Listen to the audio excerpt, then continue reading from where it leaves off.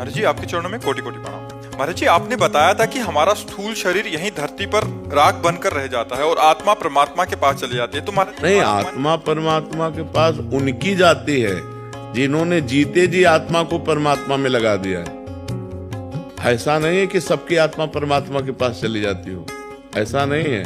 नरक जाना पड़ेगा, स्वर्ग जाना पड़ेगा, कर्म के अनुसार वो आत्मा सूक्ष्म शरीर को लेकर नरक जाती है तो वहां यातना देह मिलता है। जैसे मृत्यु लोक में पांच भौतिक देह मिल रहा, ऐसे नरक में यातना देह मिलता है, उसे नरक भोगना पड़ता है। अगर पुण्य हुआ तो आत्मा सूक्ष्म देह को लेकर देवलोक जाती है, वहां उसे देव शरीर मिलता है, उस शरीर से सुख भोगता है वो। तो फिर क्षीण हुआ जहाँ पाप और पुण्य, तो फिर मृत्यु लोक में आ गया। यहाँ कीट पतंगा क्या क्या योनियां हैं, उन योनियों में हर बार थोड़ी मनुष्य बनना पड़ेगा।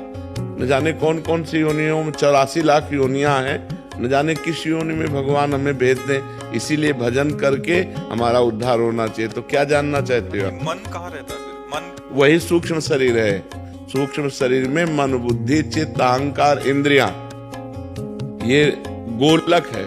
जैसे नेत्र इंद्री इसके अलग है और नेत्र अलग है। हमारे नेत्र सही है तो नेत्र इंद्री संसार को देख पा रहे, और अगर नेत्र सही ना हो तो संसार को नहीं देख पाएगी लेकिन कल्पना कर लेगी। जैसे कान नहीं है, सुनाई दे, तो कान खराब है तो श्रवणेंद्री सुन नहीं पाएगी बाहर की बात, लेकिन वो अंदर की बात सुन रही है। श्रवणेंद्री है तो सूक्ष्म शरीर जाता है। 5 ज्ञानेंद्रियां, मन, बुद्धि, चित्त, अहंकार, जीवात्मा, इसकी दौड़ होती है। और जब यही अंतःकरण भगवान में लगकर मुक्त हो जाता है तो भगवान को प्राप्त हो जाता है। सबकी आत्मा भगवान के पास नहीं जाती, भटकती रहती है।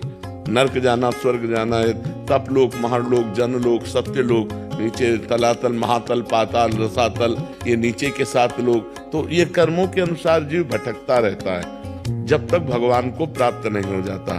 तो ये सूक्ष्म शरीर के साथ उसमें मन भी रहता है, सूक्ष्म शरीर के साथ ये भटकता रहता। मन के बिना दुख सुख का अनुभव ही नहीं होगा।